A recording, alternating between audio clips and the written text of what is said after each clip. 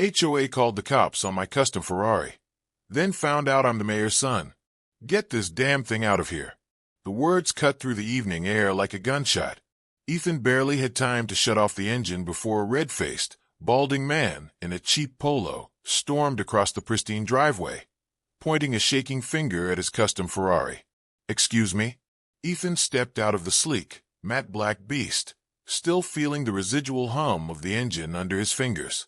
"I said," the man bellowed, closing the gap between them with the speed of a linebacker. "Move this goddamn eyesore out of my neighborhood." Ethan cocked an eyebrow, brushing imaginary dust off his leather jacket. "My neighborhood, too. And I didn't know we had a problem, Richard." Richard Halston, the HOA president, was practically frothing at the mouth. Behind him, two other board members loitered near the curb, arms crossed, eyes gleaming with approval. The neighborhood's self-appointed enforcers had assembled. This, Richard sputtered, slamming a hand down on the Ferrari's hood. Ethan's jaw tightened. "This is not allowed. This is exactly the kind of shit that lowers property values. We have rules, Carter." Ethan's fists clenched before he exhaled slowly. "Then show me the rule that says I can't park my car in my driveway." Richard's lip curled, but he recovered quickly. "We don't need a rule, smartass. We have discretion. And I'm telling you now, this car is an eyesore, and it'll OT stay." Ethan chuckled, shaking his head. "Yeah, that's not how this works." "Listen here, you little shit," Richard seethed, stepping forward until they were nearly chest to chest. "I don't give a fuck who you think you are. This is a respectable community, and we don't tolerate attention-seeking bullshit like this." Ethan's amusement vanished. His voice dropped to an icy calm. "You done?" Richard smirked. "Not even close." From his back pocket, he whipped out a folded piece of paper and shoved it into Ethan's chest. "This is your first official isolation notice. Non-conforming vehicle. The first offense is a warning. Second, a fine. Third, we tow it." Ethan slowly took the paper, unfolding it with deliberate patience. His gaze flicked over the printed words, his lips curling into a smirk as he looked back up. "I see one problem here, Richie." "Oh yeah." Richard's voice dripped with smugness. Ethan stepped forward, closing the distance until Richard had no choice but to take a step back. "Your HOA guidelines don't prohibit this car. You made this bullshit up, and you know it." Richard's nostrils flared. "That means," Ethan continued, "if you so much as touch my car with a tow truck, I will personally see to it that you're buried in legal fees so high, you'll be renting out your own damn house or cover it." The smirk was gone from Richard's face now. The two board members behind him shifted uneasily. One of them, an older woman with stiffly curled blonde hair, muttered, "Richard, maybe we should." "No," Richard snapped, never taking his eyes off Ethan. "This little lick needs to learn how things work around here." Ethan leaned against the car, crossing his arms. "I understand just fine. You think you run this place. And maybe the last guy you bullied backed down." He tilted his head. "I won't." Richard exhaled sharply through his nose. "We'll see about that." He turned on his heel, motioning for his cronies to follow. But before stepping off the driveway, he threw one last glance over his shoulder. "Enjoy your little victory, Carter, because I'm about to make your life a living hell." Ethan watched them go, his pulse steady. It had started, and he was awedy. The next morning, Ethan stepped onto his front porch with a fresh cup of coffee, and nearly snorted at the sight waiting for him. A bright orange violation sticker was slapped dead center on his Ferrari's windshield. "Illegal parking, non-conforming vehicle. Removal required." Richard wasn't wasting time. Ethan took a slow sip of his coffee, staring at the sticker like it was a joke. Then, with an exhale, he reached out and peeled it off in one smooth motion, crumpling it in his fist. "Oh, this is how we're playing it," he muttered, his smirk returning. Movement across the street caught his eye. Richard stood on his porch, arms folded, watching. No words, just a smug little "I own you" expression. Ethan grinned, locked eyes with the HOA tyrant, and deliberately walked over to his garbage can. Richard's smirk faded as Ethan owly lifted the lid and dropped the violation sticker inside. Then he dusted off his hands, took another sip of coffee, and turned back toward his house without another glance. Richard's face went red. The violations started piling up. By the end of the week, Ethan had received 5 separate letters from the HOA. Every single one was bullshit. Ethan kept every letter, filing them neatly into a folder labeled Petty Tyranny 101. At night, he heard whispers at the community mailbox, his name slipping through the lips of nosy neighbors. Some were entertained, some were worried, and a few, particularly the older crowd, were thrilled to see Richard cracking down on the disrespectful newcomer. But not everyone was drinking the HOA Kool-Aid. "Hey man," Ethan turned to see Jake, the next-door neighbor, a guy in his early 30s, fit, and always in running gear. He leaned against the fence, arms crossed. "Yeah," Ethan replied. Jake nodded toward the newest violation taped to Ethan's door. "They're coming after you hard." Ethan huffed. "Yeah, guess they don't like Ferraris." Jake smirked. "More like they don't like new blood." He hesitated, then added, "Look, Richard's been running this place like a damn dictatorship for years. Nobody pushes back because he makes life hell if they do. But you, man, I respect that you're not rolling over." Ethan tilted his head. "So why hasn't anyone done anything?" Jake let out a short, bitter laugh. "Because no one's got the connections to shut him down." He gave Ethan a pointed look. "But you? I don't think he realizes who he's messing with." Ethan's smirk widened. "Not yet." By the 3rd week, Ethan had a full-blown case against Richard and his HOA cronies. Ethan wasn't just collecting evidence, he was building ammo. And then, Richard overplayed his hand. It happened on a Friday afternoon. Ethan was coming back from the gym when he saw it. A truck idling at the entrance of his driveway. Oh, hell no. Ethan parked down the street and stalked over, catching the tow driver just as he was stepping out. "Touch that car, and I'll have your license pulled so fast you won't even have time to blink," Ethan growled. The guy hesitated. "Hey man, I'm just following orders. HOA called this in. Said it was an unauthorized vehicle." Ethan folded his arms. "Do you have a city permit for removal?" "What? That's private property. Unless you've got a city-issued order.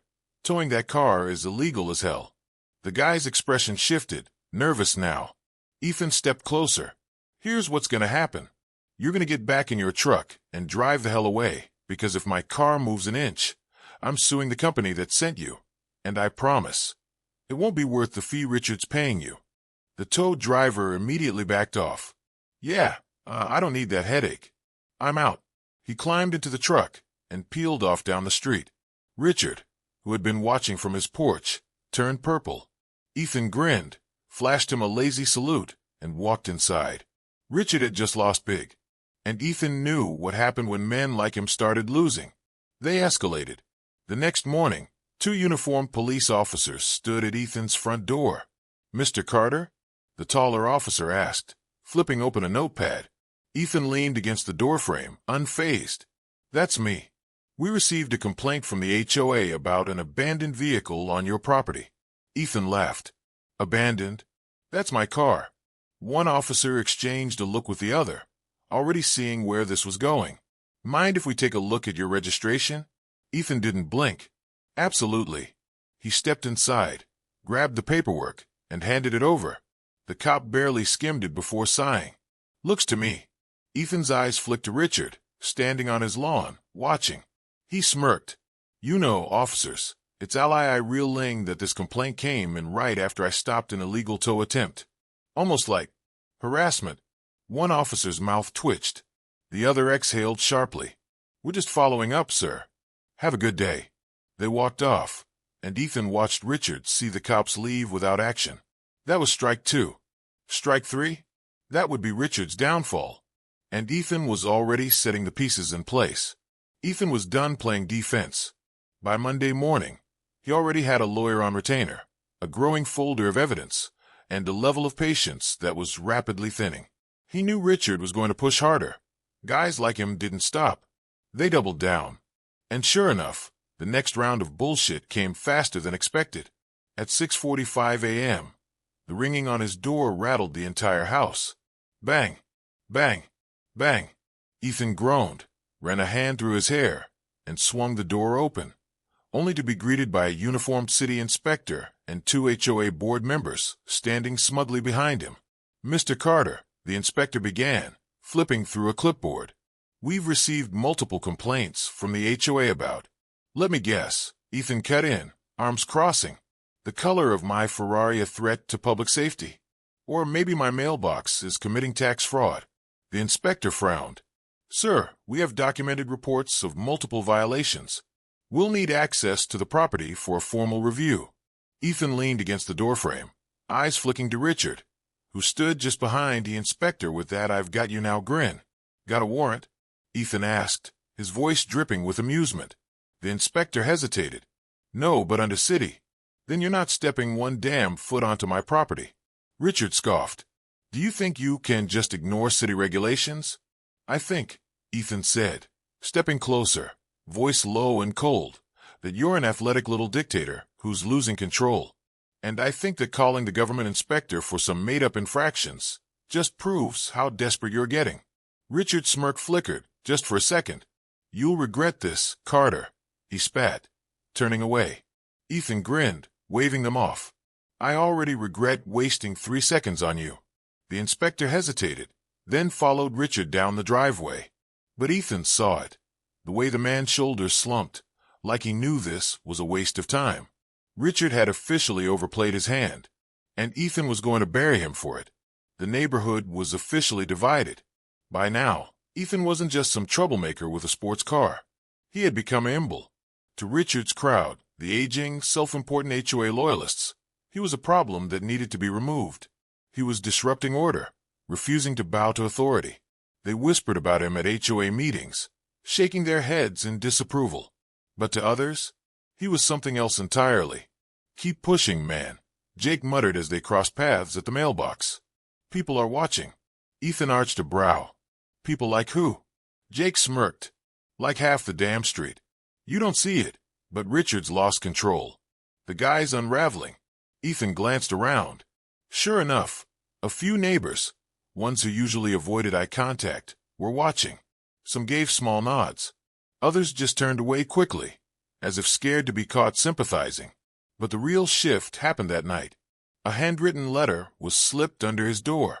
Ethan picked it up, unfolded the paper, and read the shaky handwriting. Richard did this to my family, too. We had to sell. Don't let him win. No signature. No address. Just fear. Ethan exhaled slowly, gripping the note. This wasn't just about a car. This was about a pattern. Richard had been running people out for years, and the HOA let him. But Ethan, he wasn't running. He was about to end this asshole for good. The final straw came 3 days later. Ethan pulled into his driveway late that evening, and immediately stopped cold. His Ferrari was gone. For a second, his brain had to assess it. The driveway was empty. No notes. No calls. Just gone. Then, out of the corner of his eye movement, Richard, standing on his porch, a glass of scotch in hand, watching, and smirking. Ethan's blood oiled. He was out of the car in a second, stalking across the street. Where the fuck is my car? Richard chuckled, swirling his drink. Towed. Unauthorized vehicle on HOA property. Ethan's hands clenched into fists. You son of a bitch. Careful, Richard sneered. Wouldn't want to get violent. Do you know how quick the cops respond in this neighborhood? Ethan's breath came slow and even, but his fury was ice cold. Richard leaned in. Face it, Carter. You lost. You're just another punk who thought he could fight the system. Well, he gestured to the empty driveway. The system won. Ethan smiled. Richard's smirk faltered. Richard, Ethan said, voice calm, almost amused. You just fucked up. Richard scoffed. Oh yeah. And why's that? Ethan leaned in, his next words deadly quiet. Because you just illegally towed the car of the mayor's son. Richard's face dropped. Ethan patted him on the shoulder, smiling wider. Enjoy your drink, asshole. Tomorrow, your whole world turns. He turned on his heel and walked away, pulling out his phone. One call. That's all it would take. Because of this war, Richard just lost. The next morning, the neighborhood was buzzing. Word had spread fast. Ethan's Ferrari was gone, and Richard was strutting around like he had personally conquered Rome. But Richard didn't realize something. Ethan had spent the entire night making calls. By 10 a.m., the storm had arrived. A fleet of vehicles rolled up to the HOA clubhouse. 3 city officials, 2 attorneys, a uniformed police officer, and the HOA's financial auditor. And Ethan. Ethan walked straight into the clubhouse meeting, eyes locked on Richard, who was seated at the head of the long table, his usual smugness in place. Around him, the board members sat with varying degrees of nervousness. "Oh, good," Richard sneered, as Ethan took a seat across from him. "Here to file another complaint?" Ethan didn't smile, didn't blink. He simply leaned forward and said, "No, Richard. I'm here to watch you drown." The door swung open, and the city official stepped in. Richard's confidence cracked. "Mr. Halston," the lead official began, unfolding a thick stack of documents. "We're here on behalf of the mayor's office to address several legal infractions committed by this HOA under your direction." Richard froze. Ethan leaned back in his chair, enjoying the sight of him, realizing how badly he had fucked up. "You can't be serious," Richard barked, though his voice had lost its bite. "What infractions?" The city official smiled coldly. "Let's start with illegal vehicle towing. Turns out the city never authorized your HOA to remove Mr. Carter's car. You falsified the complaint, which is considered theft." A murmur ran through the board. One of them, Maggie, the older woman who had been Richard's lapdog, paled. Richard started. The city official raised a hand. "We're not done. There's also the matter of selective enforcement. We've received multiple reports from current and former residents documenting years of targeted violations, intimidation tactics, and fabricated fines." He placed a fat folder on the table, all of which have now been formally submitted as evidence. Richard's jaw clenched so hard Ethan thought he might crack a tooth. But the real nail in the coffin? The financial auditor stepped forward. "And then there's the misuse of HOA funds." Dead silence. Richard blinked. "What?" "For years, this HOA has been collecting fines under pretenses," the auditor continued. "According to city regulations, these funds are required to be used for community maintenance. And yet," she flipped open a report, "and over $80,000 is unaccounted for." Richard went sheet white. The room erupted. Board members turned on each other. Ethan. He just smiled. Then he pulled out his trump card. "Ladies and gentlemen," he said, standing up, "let me make this easy for you. Richard Halston is done. His power trip is over.